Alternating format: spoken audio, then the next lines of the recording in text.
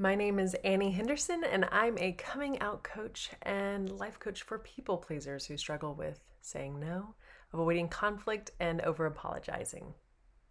Here are 5 things I wish someone had shared with me when I first started my business. Number 1 is you can't please everyone, and everyone has an opinion. This is the epitome of the first half of my life, where I was a people pleaser for decades, always worrying about what other people thought, making decisions, huge life decisions, based off of trying not to hurt other people and going off of their opinion instead of even realizing my own. Now this makes me think of forward-thinking innovators like Henry Ford and Thomas Edison and even Elon Musk, having huge dreams and thoughts and people thinking they are crazy. And even with this doubt, they pressed on and reaffirmed their why. This brings me hope for my own daughter, who I hope can move forward, not worried about impressing others and doing what's right for them, but moving forward and ahead in life, unburdened by others' expectations and dreams, including my own. Number 2 is don't take things personally. This book right here is The 4 Agreements by Don Miguel Ruiz. I have all of my clients read this book and especially focus on the second agreement, which is don't take things personally. Imagine if we all had this thought process and mindset growing up, what a difference it would make to be able to leave behind drama.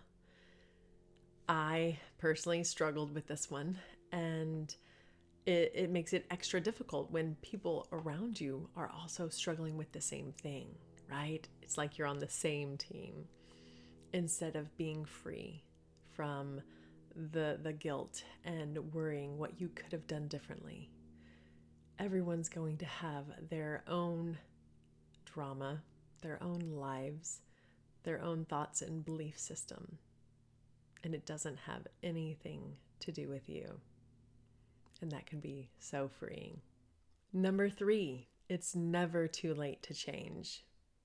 This is a hot topic on social media because so many of us feel obligated to stay in situations that are not healthy for us because we've already committed that time. Something known as sunk cost fallacy, where because we invest time, energy, and money, we feel like we have to see it out. Take my own example. I was married for 7 years.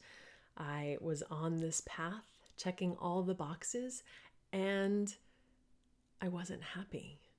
And I even considered, do I stay in it for my daughter? Do I wait until she graduates to live my own happiness and live my own truth? Why? Our life is our choice. And one study that always sticks out to me is when they ask elderly patients on their deathbeds if they had any regrets. And the one that always strikes me is the ones that say, I wish I had just lived my life for what I wanted, not by other people's expectations. Number 4, your message will find the right ears. This is something I've had to embrace as a business owner. When I first got started, I was trying to reach out and help everyone I could as a life coach. I wanted to help the young and the old and the women and the men and every situation because I knew I could help, but it dampened my message and who I could really help the best and the most. And I had to let go of that, and I had to come to grips. And it's something that so many coaches, when they start out, that's the thoughts they have. They want to help everyone, and it's a good, noble thought. But sometimes we have to focus on what we do, our genius zone, and who we can help the most and impact. And by doing this, by narrowing down my focus, I've been able to reach lives that I never thought I would reach. And I'm able to care a little bit less on trying to please everyone and market and talk to everyone, and just help those that I'm meant to help. Number 5, would you rather stay comfortable or save a life? This is a question that I have to ask myself when I sense that I'm starting to play it safe and small. When I first told my own coming out story on a podcast, it was a huge and massive step outside of my comfort zone, and it scared me to death.